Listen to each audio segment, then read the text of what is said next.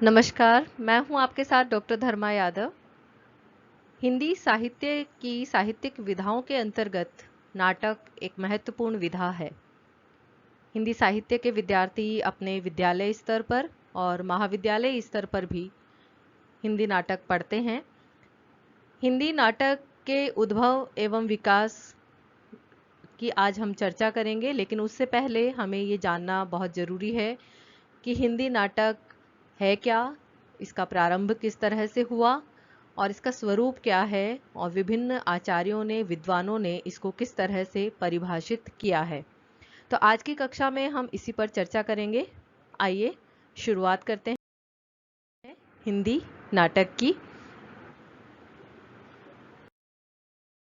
हिंदी साहित्य में अलग अलग विधाएं हैं जिसको हम मोटे तौर पर गद्य और पद्य के रूप में विभाजित करते हैं।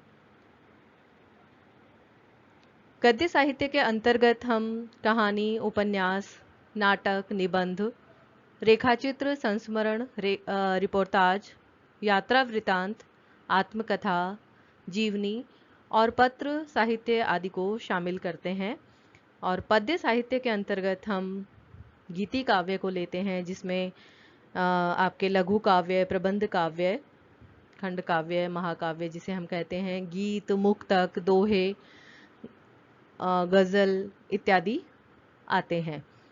बहुत सारे विद्यार्थी हिंदी साहित्य की इन विधाओं से भी परिचित नहीं होते, जिन्होंने विद्यालय स्तर पर साहित्य नहीं पढ़ा होता। तो उनके लिए यह जानकारी जरूरी है कि वो समझें कि पद्य साहित्य में हम क्या पढ़ते हैं और गद्य साहित्य में क्या पढ़ते हैं। तो इस तरह से हमारा जो नाटक है वो साहित्य की गद्य विधा है। हिंदी साहित्य में नाटक साहित्य की अन्य सभी विधाओं से एक अलग साहित्यिक विधा है। साहित्य के सभी स्वरूप पठनीय हैं, लेकिन नाटक जो है वो दृश्य एवं श्रव्य विधा है। इसका हम रंगमंच पर मंचन भी देखते हैं और साथ ही पढ़ते भी हैं।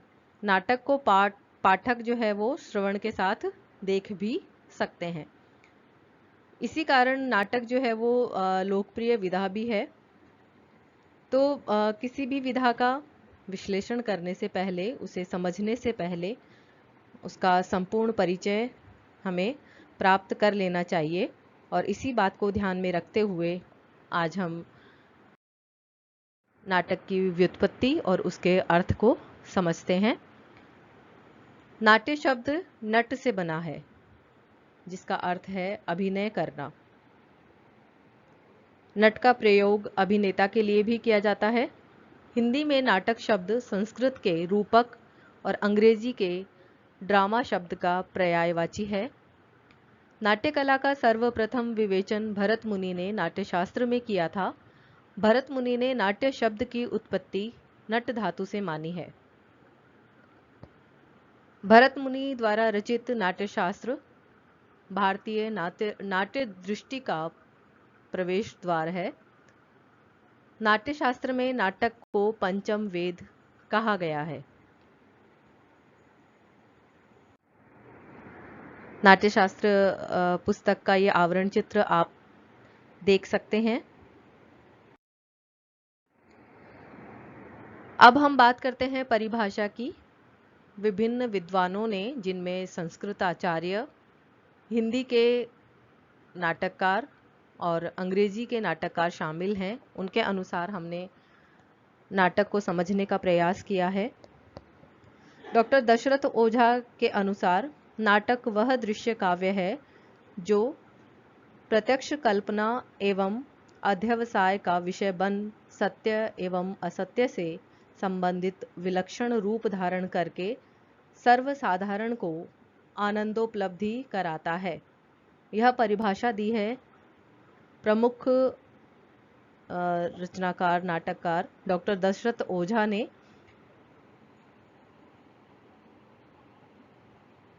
इसी के साथ हम दशरूपक के रचयिता संस्कृत आचार्य धनंजय की परिभाषा को देख सकते हैं। उन्होंने लिखा है, अवस्थानुकृति नाट्यम, अर्थात अवस्था के अनुकरण को नाट्य कहते हैं। भरत मुनि के अनुसार नाटक में दैत्य और देवताओं दोनों के भले बुरे कार्यों, भावों, चेष्टाओं का समावेश होता है। इससे संसार की अनेक प्रकार की अवस्थाओं का अनुकरण होता है। इसमें उत्तम, मध्यम और अधम सभी प्रकार के चरित्रों का दर्शन होता है। सातों द्वीपों के वासियों, देवताओं, ऋषियों, राजाओं और कुटुंबियों के कार्यों का अनुकरण जहाँ देखने को मिलता है, वही नाटक है। धनंजय से संबंधित ही, उनसे मिलती जुलती परिभाषा ही हमने भरत मुनि की देखी है इसमें। और यद्यपि नाटक शब्द की व्युत्पत्ति, उसके अर्थ के संदर्भ में विद्वानों और आचार्यों की मान्यताएं भिन्न भिन्न हैं, किसी एक अर्थ में इसको नहीं रखा जा सकता। पाश्चात्य नाट्यकार जो हैं शेक्सपियर, उनके अनुसार नाटक वह है जिसमें मानव अभिनेता बनकर जीवन भर अनुकरण या अभिनय करता है। इस तरह अलग अलग विद्वानों ने अलग अलग ढंग से नाटक को परिभाषित किया है। इन सभी परिभाषाओं के साथ ही रेमंड विलियम की यह परिभाषा नाटक को और स्पष्ट करती है। उन्होंने कहा है, नाटक वह साहित्यिक विधा है जिसमें शब्दों को बोलकर अभिनीत किए जाने के लिए व्यवस्थित किया जाता है। यहाँ भाषा संप्रेषण का केंद्रीय माध्यम है, परंतु नाटक में संप्रेषण के अनेक माध्यम हैं जो कि अत्यंत समृद्ध प्रभाव की क्षमता रखते हैं, जैसे नृत्य, गति, हाव भाव, दृश्यावलियों का अभिकल्प, प्रकाश व्यवस्था, वेशभूषा एवं संगीत। इस तरह से सभी तत्वों को समेटते हुए रेमंड विलियम ने नाटक को परिभाषित किया है। हिंदी आचार्यों में बाबू गुलाब राय ने नाटक को परिभाषित करते हुए कहा है, नाटक में जहाँ दृश्य की कल्पना पर कम बल पड़ता है, वहाँ सृष्टि की कल्पना पर अधिक भार रहता है। उनकी दृष्टि में नाटक जीवन की सांकेतिक अनुकृति नहीं, वरन सजीव प्रतिलिपि है। नाटक में फैले हुए जीवन व्यापार को ऐसी व्यवस्था के साथ रखते हैं कि अधिक से अधिक प्रभाव हो सके। सच तो यह है कि नाटक में जीवन का समग्र चित्र अनुकरण द्वारा प्रस्तुत किया जाता है। इसमें पात्र विविध वेश धारण करके मूल पात्रों को न केवल अनुकरण करते हैं, उनका सा आचरण, व्यवहार, चेष्टाएं आदि प्रस्तुत करने के लिए उनका पूर्णतया आरोप भी अपने अंतर्गत करते हैं। इस नाट्य कला के माध्यम से जितनी सरलता एवं स्वाभाविकता से अपने विचारों का प्रचार जन जीवन में किया जा सकता है, उतनी कोई भी कला सफल एवं समृद्ध नहीं देखी जाती। आचार्य महावीर प्रसाद द्विवेदी नाटक को केवल नकल या अनुकरण करना ही मानते हैं। उनके अनुसार किसी के इशारों को, किसी की बातों को और किसी के कार्यों को तद्वत करके अथवा कहकर बतलाना नाटक है। तो इस तरह से कई परिभाषाएं हमने देखी। गोविंद वल्लभ पंत प्रमुख नाटककार हैं। इनके अनुसार नाटक सर्वसाधारण की वस्तु है। नगर, गांव और व्यक्ति के जीवन, जागरण और जातीयता के लिए उसकी आवश्यकता है। वह नए, पुराने और आगामी मानव समाज और जगत का मानचित्र है। कथानक, भाव, भाषा की उलझन और जटिलता को साहित्य नाम देना भी एक विकृति है। इन दोनों जंजालों से बाहर निकले बिना नाटक सर्वसाधारण की वस्तु न रहेगा। उन्होंने साथ ही कुछ इस पे प्रकाश भी डाला है कि नाटक किस तरह का होना चाहिए, तभी वो लोकप्रिय हो सकता है। इस तरह अलग अलग परिभाषाओं के माध्यम से हमने नाटक को समझा है। और लेकिन नाटक का जो उद्भव एवं विकास की हम आगे विस्तार से चर्चा करेंगे। इससे पहले हमारे लिए जानना जरूरी है कि प्रारंभिक स्वरूप नाटक का क्या था। तो प्रारंभ में पूजा अर्चना, पर्व त्योहार, जन्म मरण आदि विशेष प्रसंगों पर जन जीवन में अपनी सुख दुखात्मक अनुभूतियां अभिव्यक्त करने के लिए आदिम युग से ही नाटक के एक प्रकार को ढूंढ लिया होगा। उसी का विकसित रूप लोकनाट्य है।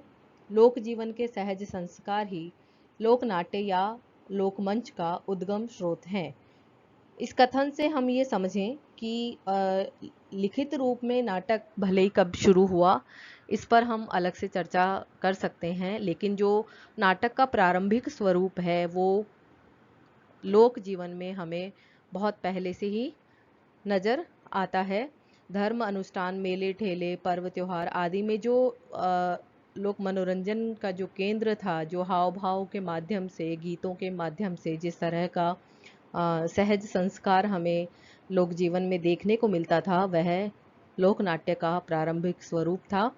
और जहाँ पे गांव देहातों में जन सामान्य का मनोरंजन करने वाले किसी भी स्थल को हम लोक मंच कह सकते हैं, जहाँ लोक नृत्य होते थे, लोक गीत और लोक नाट्य होते थे। होली के दिनों में जहाँ स्वांग आदि किए जाते थे, गाँव में हमने देखा है। तो वो नाटक का प्रारंभिक स्वरूप ही हम मान सकते हैं। इसी तरह से भारतीय जो लोकमंच था, जहाँ पे रामलीला, रासलीला, स्वांग, जात्रा, नौटंकी, कठपुतली आदि, तमाशा आदि जो लोक रंगमंच की विधाएं दिखाई जाती थी, उन्हीं के साथ भारतीय रंगमंच का प्रारंभ हुआ। भारत में इसलिए हम कह सकते हैं, जिस तरह से अन्य साहित्यिक विधाओं के लिए कहा जाता है कि हमने पाश्चात्य साहित्य का अनुकरण किया, लेकिन नाटक की जो परंपरा है वो हमारी जड़ों में है। भारत में नाट्य परंपरा बहुत समृद्ध रही। रास, फागु, चरवरी, रामलीला, रासलीला, जैसा कि मैंने उल्लेख किया, स्वांग, जात्रा, नौटंकी, कठपुतली, तमाशा आदि लोक रंगमंच की ही शाखाएं हैं। उसके बाद संस्कृत नाट्य साहित्य हिंदी नाटक के उद्भव का स्रोत बना, जिनमें प्रमुख नाटककार अश्वघोष, भास, शूद्रक, श्रीहर्ष, विशाख दत्त, कालिदास, भवभूति आदि के प्रसिद्ध नाटकों का आदि ने बहुत प्रसिद्ध नाटक लिखे और बाद में इनके नाटकों का अनुवाद करके हिंदी नाटक में नाट्य परंपरा का सूत्रपात हुआ। 10वीं सदी में संस्कृत रंगमंच लगभग लुप्तप्राय हो गया। तत्पश्चात प्राकृत व अपभ्रंश के नाटक हमें अधिक प्रभावित नहीं कर सके। पारसी नाटक मंडलियों ने हिंदी भाषी क्षेत्रों में नाटक को प्रसिद्धि दिलवाई। इसकी मनोरंजन प्रधानता के कारण बुद्धिजीवी वर्ग इसका विरोधी था, किंतु हिंदी नाटक के विकास में इसका महत्वपूर्ण स्थान है। ऐसा समय जब हिंदी साहित्य में या जन साहित्य के अंतर्गत कोई ऐसी विधा नहीं रही जो मनोरंजन से जुड़ी हो, उस दौरान जो पारसी नाटक मंडलियां हैं, इन्होंने लोक रंजन के लिए जो नाटक खेले, उन्हीं से कहीं ना कहीं हिंदी नाटक निकलकर सामने आया। तो पारसी रंगमंच एक लंबे अरसे के बाद भारतीय रंगमंच के विकास का अगला चरण या पुनरुत्थान युग कहा जा सकता है। 10वीं सदी में संस्कृत रंगमंच के पतन के बाद प्राकृत और अपभ्रंश भाषा जो है, रंगमंच पर वो व्यापक प्रभाव नहीं डाल सकी। पारसी रंगमंच का भी एक विकास युग है। ये भारतीय रंगमंच इसलिए है कि अंग्रेजी नाटक कंपनियों के प्रभाव से इस व्यावसायिक रंगमंच का उद्भव बंबई में हुआ और उसने अनेक भारतीय भाषाओं के रंगमंच को विकसित किया और साथ ही विकसित होने का सुअवसर भी दिया।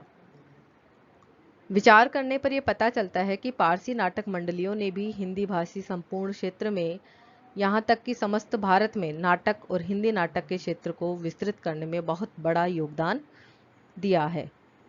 पारसी रंगकर्मियों में आपके नारायण प्रसाद बेताब, आगा हश्र, राधेश्याम कथावाचक आदि के नाम आप देख सकते हैं, ये उल्लेखनीय हैं।